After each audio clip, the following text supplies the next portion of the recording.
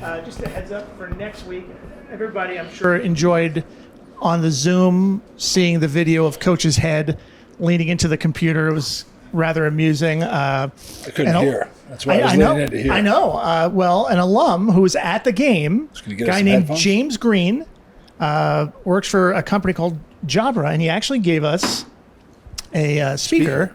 So we will have that for the next one. But I wanted to thank James on this for that. That was very nice. He's from the class of 1990. So thank you. I appreciate it. Yeah, I thought I was going to get some Beats by Dre's or something. Have some sweet headphones. That'd be amazing. That would be amazing. We'll take that, though. Yeah, so we have that. 115th edition. This game is at 2 o'clock, not 1 o'clock.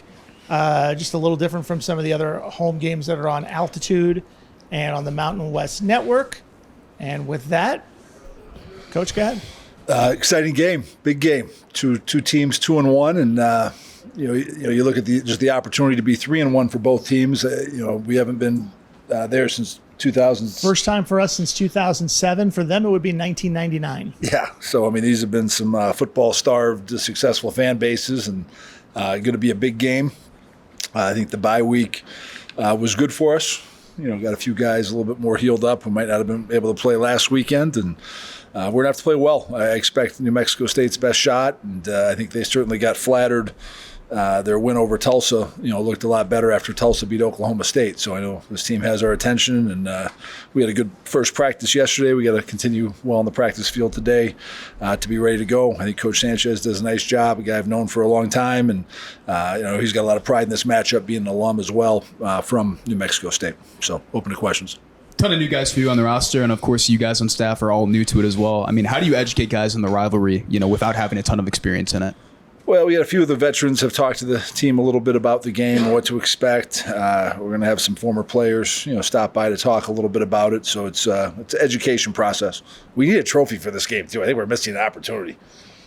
Tell our business guys. Lucinda's got a logo on our field and their field. Do you think they would sponsor a trophy for the game and get a little extra money for rev share for both of us? But truly a missed opportunity. We don't have a trophy for this game. It's a shame. Traveling trophies are one of the best things. So I'll be very disappointed if we don't have one for next year. Let's get that fixed. Sanchez kind of talked about that yesterday too, in an era where player movement is so frequent, so common. It does really help to have a guy that's been there for a few years and kind of knows the rivalry. Who are the guys on the roster right now that have kind of stepped up and taken that mantle? Tavian Combs and Isaiah Silliman. They're in their 6th and 5th year, and just talked about this game. Hey, it's going to be a little bit more chippy than another game. We got to really keep our poise and be a disciplined team because emotions will be high when you have a rivalry game. And Coach Eck, how do you treat this week? Of course, you had rivalries in the past, Idaho State. How do you treat this week compared to other weeks of preparation? Well, I think you emphasize the importance of the game, and I think those factors can lead teams to playing. They always say throw out the records when you have teams. Teams are usually going to play in a rivalry game better than maybe you saw in film, better than they. Expect a better effort than they had against Bryant for, say, their first game. So I think that's something you got to expect. Just the intensity of the game, the atmosphere of the game. There's a little bit more hype. The crowd's going to be bigger.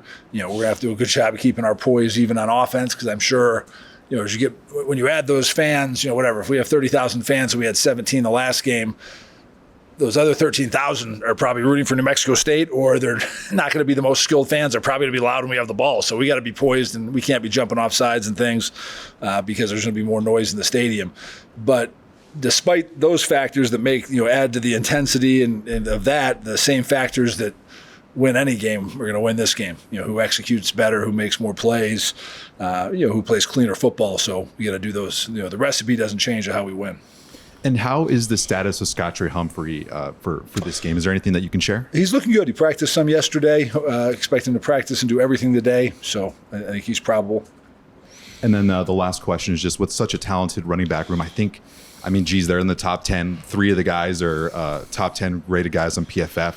How do you treat a running back room like this? Is it just passed off to the hot hand? Is it just we're going to stick to what we had planned? Well, running backs do get nicked. You've seen that already with Scott having the injury, and you got to have some depth there, but we also try to have some packages where we get a few of those guys on the field, and I do like to ride the hot hand. We also try to play to those guys' strengths, get those guys in positions to do what they do best because they all have a little different skill set, and they do a great job. They're an unselfish bunch of guys. They haven't been complaining about touches, and we're getting all of those guys touches.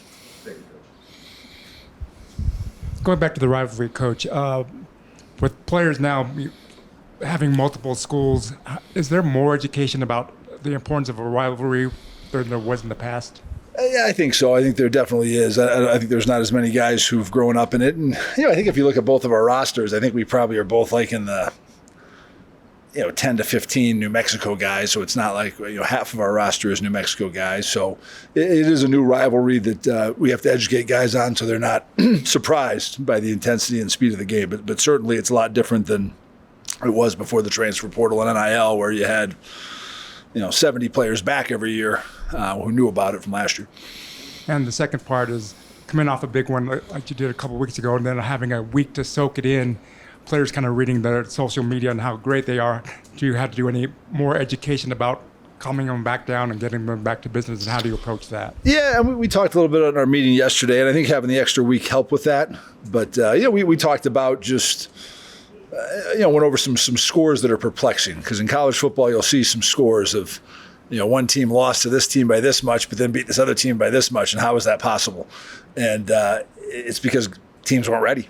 There was a flaw in their preparation. They were little things that they can control. They didn't do a good job of, because obviously it wasn't a talent issue. If they're good enough to beat this team by this much, there obviously was something else going on. It wasn't a talent issue in this other game, and I made that point to our team. It's not, it's not going to be, if we lose any games on our schedule, it's not going to be because we're not talented enough.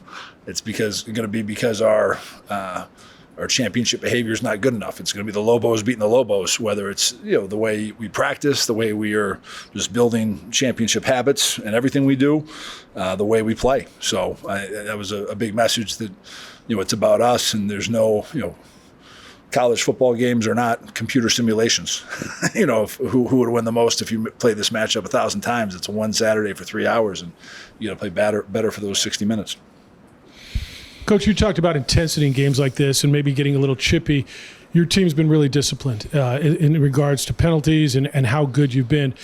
Is there emphasis on where the line is as far as talking, as far as chirping, as far as intensity in a game like this, and staying disciplined but yet not backing down? Yeah, I think you've got to keep your composure. Again, the line's pretty easy. If you do something that gets you a 15-yard penalty, that's too much, And, we also try to correct times where we think, hey, that could have been a 15-yard penalty. Maybe they gave you a break on it, but that could be with a different referee crew or a different circumstance. So we try to do a good job of coaching that. But that's going to be critical in this game, to keep our poise and keep our composure and just keep our focus on the task at hand and always focus on the next play. Again, I want our guys to play with emotion. A coach I used to work with used to say this.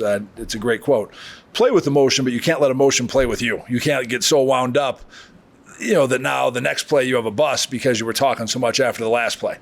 Yeah, you got to say a little something. That's fine. Now get back in the huddle, do your job the next play. How much focus is on this, because you've been so good in regards to penalties?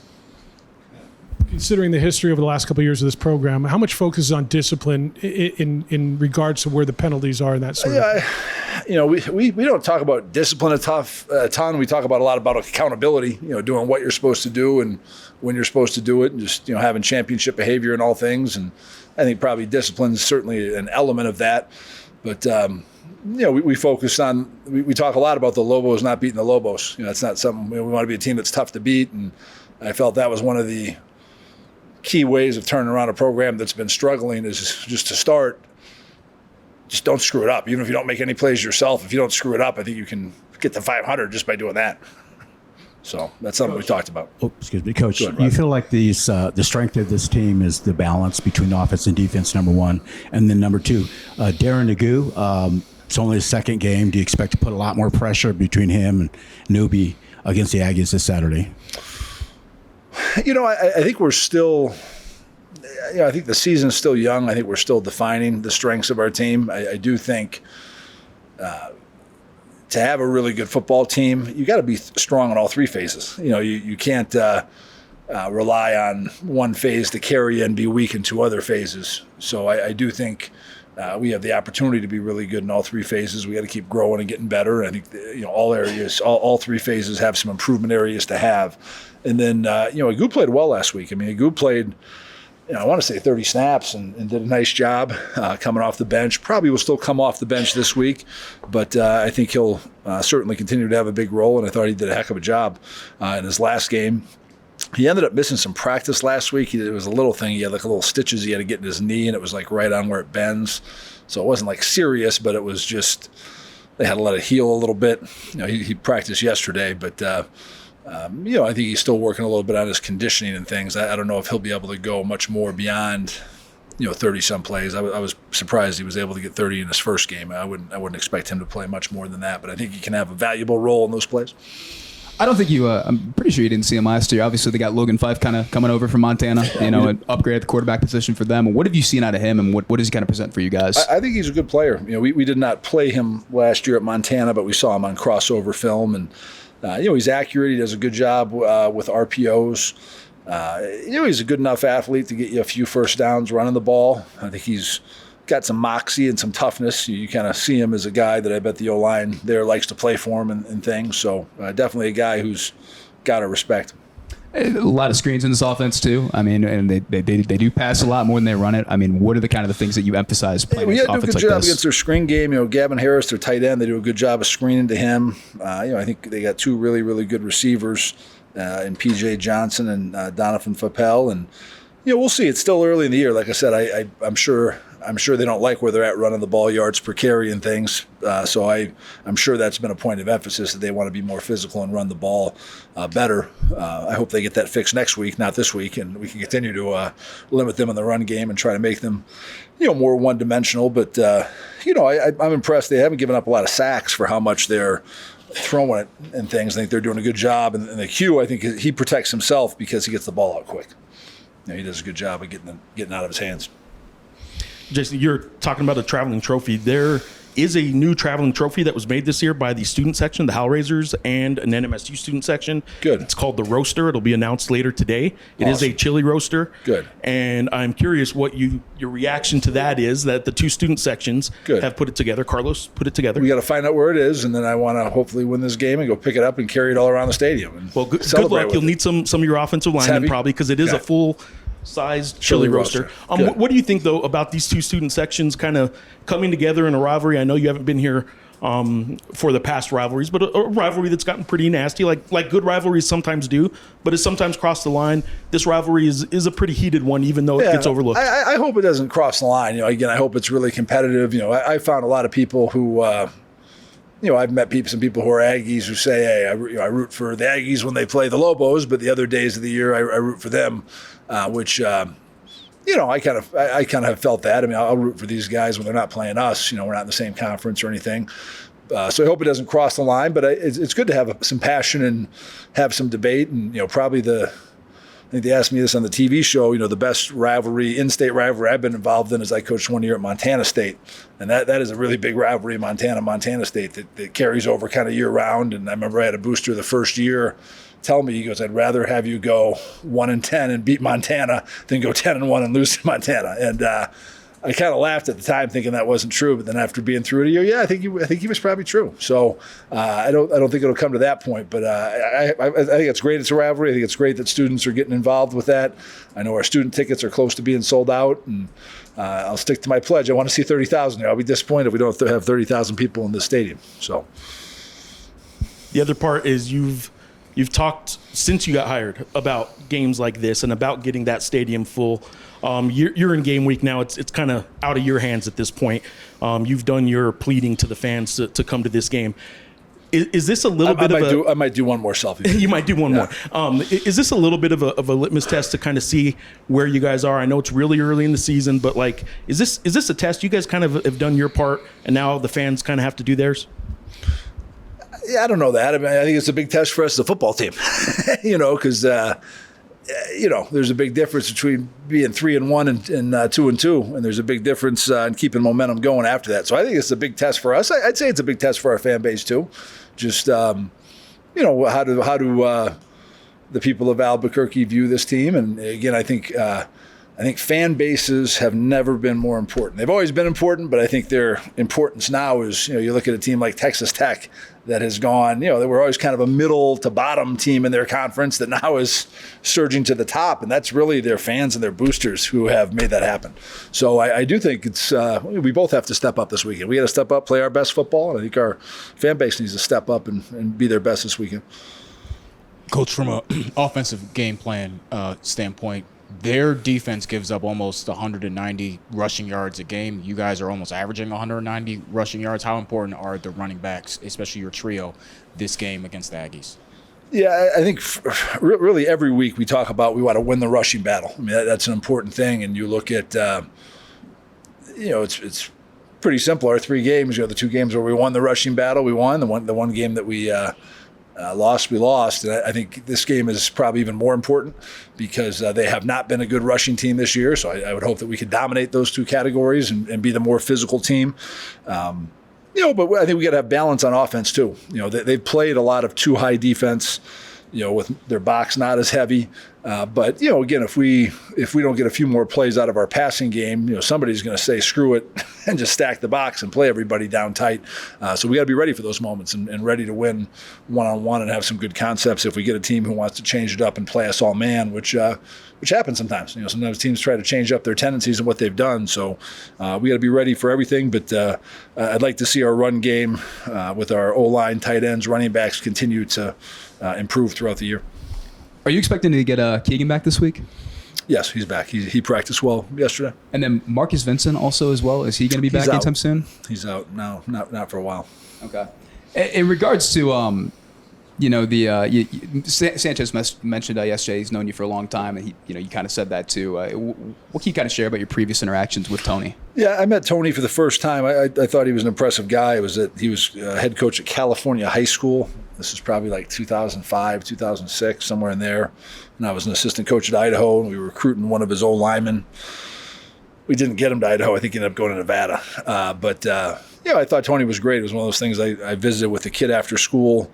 And then after the player left, I hung out with him for an hour and talked football. I think he was like teaching in the classroom. It was like a social studies classroom or something. I don't know what subject he was teaching, but we were drawing up plays on the grease board and things. And always thought he was impressive. And then kind of lost track of him. We didn't stay in touch much as he ended up going to Vegas to Gorman. And then when he was the head coach at UNLV, wasn't in touch with him much. But then reconnected. I think when I got hired at the Idaho job, I ran into him at an event and visited. And we had a good conversation right when I got hired. Kind of one of those like, hey, who would have thought 20 years ago when we were drawing up plays on a grease board that here we'd be coaching in this game. But a lot of respect for him. I think he does a good job. I think a good recruiter. I think he understands the junior colleges really well, having played at junior college, and does a good job finding some talent out of there. I think I want to say 35 is a junior college guy who's from Albuquerque, Tyler Martinez, who I think is a tough player, and he's the kind of guy who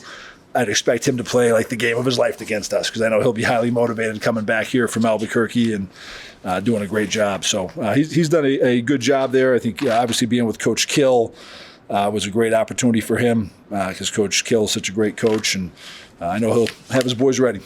We talked about the offense earlier too. I mean, you're looking at them defensively. Where do they kind of provide challenges for you guys? You know what? They're pretty good on defense now. I mean, I think number 6 is a great player. They don't even list him on the depth chart as a starter, but I think he really stands out. He's had some nice sacks, some nice TFLs. I think 35 and 14, Martinez and Sone are good linebackers. Their safeties do a good job. Nick Session and Mitchell, I mean, they'll play downhill when they're playing some of their quarter stuff.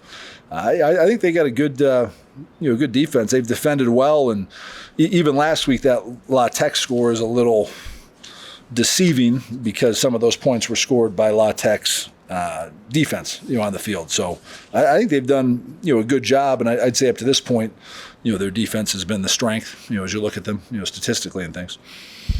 Jeff's got a question, but you had mentioned something about the students. Just so you know, officially they have sold out the student section. That has not happened in my 16 years here, so that's awesome. A first. So student tickets sold out. That's good. And again, that was something we wanted to do here. That's something we made a point of, is reaching out to the students and getting them engaged, having events on campus. We have the students out to my radio show every night. I think there's going to be like 90 of them there tonight, so it's going to be pretty crowded up there. So that's been great. That's great to see. And now we should come up with a deal for the students who missed it out. Maybe they can buy one for cheap or something to try to get some more of those students in there, because there's probably some people. I'll talk to Fern about that. Yeah. All right, you already talked about your familiarity with Tony down there. If I'm not mistaken, and maybe I am, but you were on the Idaho coaching staff the year down in Las Cruces, a winless New Mexico State team. Were you down on the field or up in the box when that dog pile happened? I was on the field. Did you participate in the dog pile? I don't think I got to the dog pile, but it was an amazing game between two really bad football teams.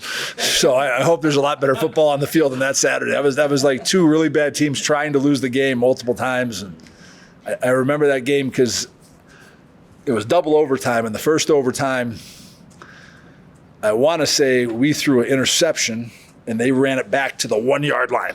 But like in overtime, that doesn't benefit you to run it back to the 1 yard line because it still goes back to the 25. So we were a yard of winning. Then they threw a pass the first play of the bottom. They only needed a field goal, and they threw a pass, and they got down to the 1 yard line. So they were going to have first and goal at the 1, and the guy fumbled out of the back of the end zone. So in the top and bottom of the first overtime, we lost. We barely survived a yard each time. And then in the second overtime, they scored first. Then we had the ball. We threw incomplete on the 2-point convert. We went for 2, threw incomplete, and then one of their guys lined up in the neutral zone. It had nothing to do with the play, but just bad football. The guy lined up that had no effect, so we got to go again. Then we caught the second conversion. So that's my only time I've been down to Las Cruces before was for that game. I think it was 2005. Yeah. Any surprise to you that Nick Holt was part of that dog pile? No, not at all. Nick, I learned a lot from Nick. Nick was the first coach I worked for where I was a position coach, and I learned a lot from him. And he was a great mentor, and I learned a lot about defense from him. So that's the only time in my career I played New Mexico State. So if it takes double overtime, if we get a win, I'll still be happy. These rivalry games, I don't think these are games you don't worry about. There's no style points in rivalry games. It's about getting the win.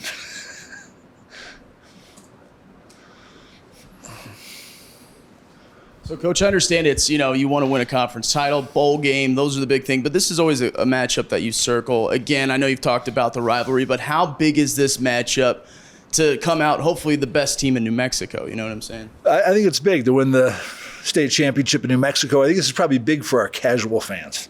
The diehards are going to be the diehards, but for, a casual fan who's trying to make a decision, winning this game, maybe having some bragging rights and rooting for the Lobos and being able to stick it to their buddies who are Aggie fans and stuff, I think it's huge. So this is a huge game. And again, we need to get the best players in the state. There'll always be a kid or two who's a Power 4 recruit who us or New Mexico State is not going to be able to afford to sign. But there's not many of those guys. And anybody who falls below that, if they're not a Power 4 conference guy, we got to try to sign here. So winning this game, I think, is important in the state for recruiting throughout the whole state.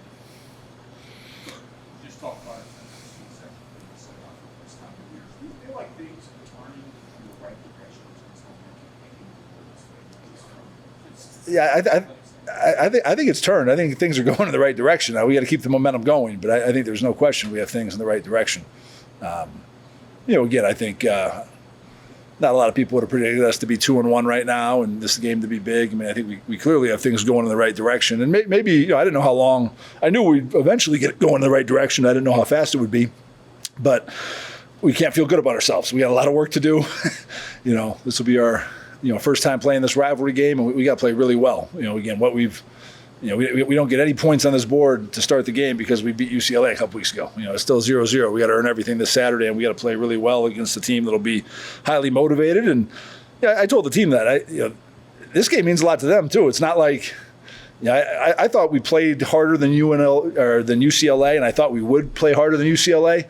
I don't know if we're going to be able to play harder this team. I think it's going to be two teams playing their ass off, playing just as hard, and we got to really execute and play at a high level.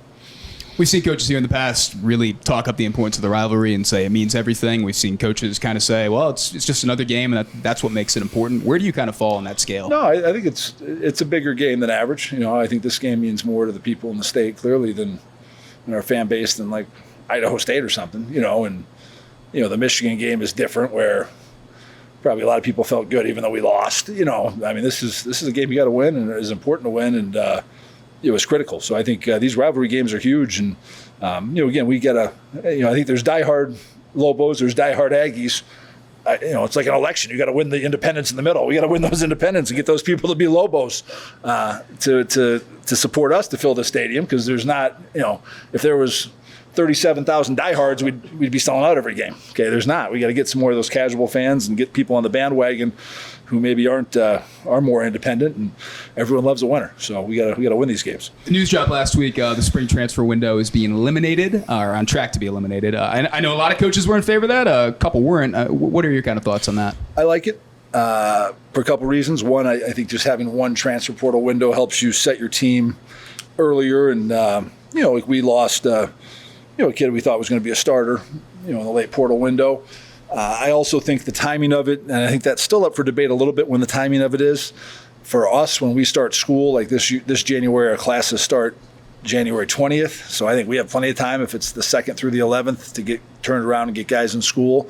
I'd probably feel different if we were like a school that started January 6th or something like some schools do. So I think that can still be an issue. But I do think, my opinion was getting to one portal window rather than two was worth it, no matter when that one window was, even if they had to be later in the spring and it changed spring practice.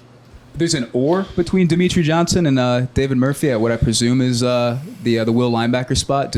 What does that kind of indicate at this point? They're just kind of rotating. I mean, we're playing Murph a little bit more in passing downs and playing Dimitri a little bit more in run downs. That's kind of what it is. It's when we go to our posse, usually Murph is subbing in. You mentioned that you like college football. You were going to watch college football this weekend. Did anything kind of stand out from the ball that you watched this weekend?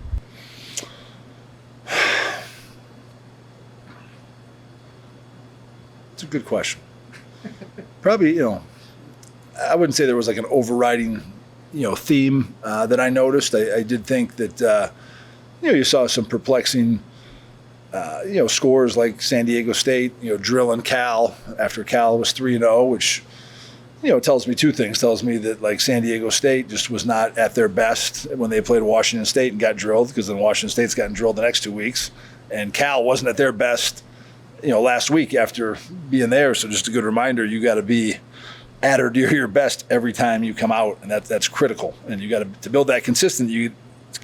You got to be consistent just in your life, and you got to be consistent on an everyday basis. Because if your good days are really good and your bad days are really bad, you're gonna have some big wins, but you're gonna have some terrible losses as well. And to be a championship team, your bad days can't be that bad. So that might be the one overriding thing. And I talked to that a little bit to the team yesterday. Coach, Dorian Thomas healthy, and do you expect him to have a big role in this game? Yeah, I expect, there's no secrets. I expect him to have a big role in every game. He's a guy we want to get the ball to a lot. And, we got to be creative. And, I think teams are going to try to stop him. So we got to kind of stay one step ahead of people and have new ways to get him involved. And if people are doing something to take away, like, last week I thought they did a good job. On the first series, we tried to run a screen to him, and they were doing man coverage and really hugging up, and they were in the front. They made it tough for the linemen to get out because they had guys covered. But we were able to find some other ways to do that. But he's healthy, practiced well, and he's a guy we want to get the ball to every week and get heavily involved in the offense. Let's finish it with a brick. Who might have been here 64 the last time? I was. At the NMSU press conference yesterday, they referenced an Albuquerque area kid who signed with New Mexico State after not getting a look from UNM. I know in-state recruiting is going to be important to you. If you see a state kid, and particularly an Albuquerque area kid who's maybe marginal, how much of a benefit of a doubt would that kid get? I think you need to handicap it a little bit. I think I learned that when I was coaching that 1 year I coached at Montana State. I'm referencing them a lot today. But, we were really recruiting like 3 states when I was at Montana State: California, Texas, and Montana.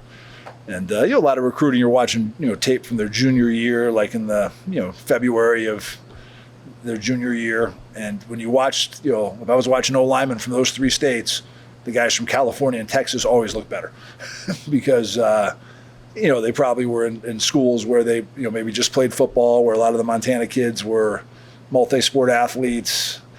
It was probably the level of the coaching development. There was more, in California and Texas, there's a lot of year-round stuff that goes on. But then when you looked at like, all right, who were the all-conference players at Montana State over the last 10 years, half of them were guys from, Montana. So that made me really think, hey, when you're from a smaller population state that doesn't have as nationally renowned football, you got to handicap it. And I think part of it too is the pride in representing your home state.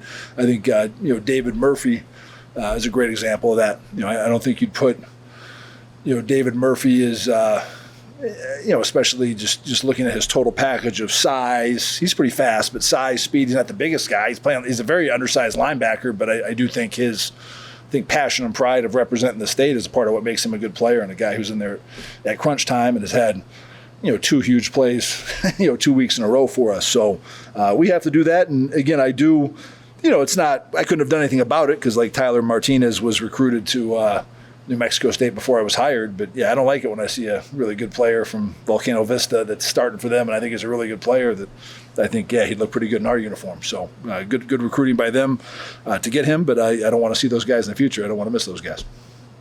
All right. Thanks, everybody. All right. Thanks, guys. Appreciate you.